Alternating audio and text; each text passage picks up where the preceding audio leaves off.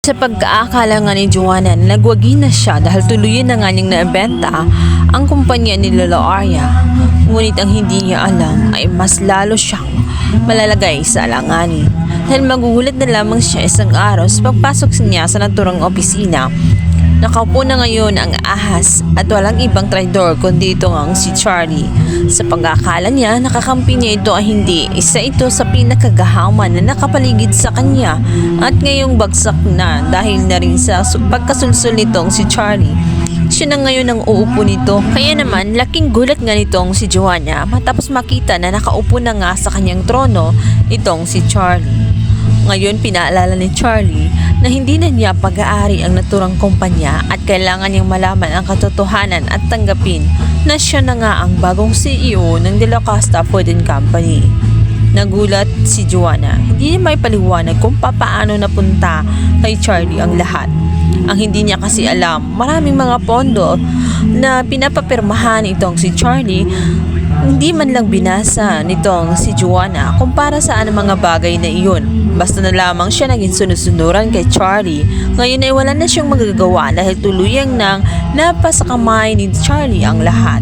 Tuwang-tuwa man ang ahas na si Charlie, ngunit hindi pa katapusan ng lahat. May pag-aasa pa na muling mabawi ni Lola Arya ang kanyang kampanya. Sa kabilang banda, malungkot na malungkot si Ina sa nangyari nga sa kumpanya ni Lola Arya. Hindi niya alam kung paano gagawin kay Lola Arya para lang mabawasan ang kanyang nararamdaman na sakit. Ngunit wala na silang magagawa kundi tanggapin na lang ang bagay na iyon dahil talagang napakataksil ng apo nga ni Lola Arya at wala itong malasakit sa lahat ng pinaghirapan ng matanda.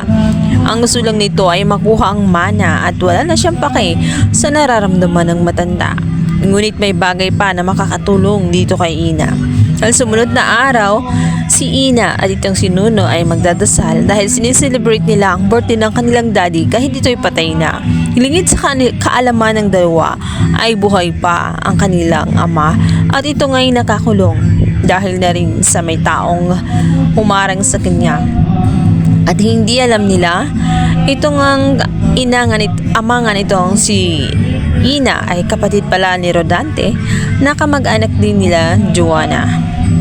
Magpinsan pala ang dalawa. Kung kaya may karapatan talaga itong si Nuno at itong si Ina pagdating kay Lola Arya. At sa oras nga na makalaya ang ama nga nitong si Ina, siya na nga kaya ang makakatulong para muling ibangon ang mga nangawalang bagay na inaabuso nga ng kanyang apong si Joanna. Makukuha pa kaya nilang muli ang kumpanya ng De La Costa sa mga kamay ng traidor na itong ang si Charlie at itong si Lani.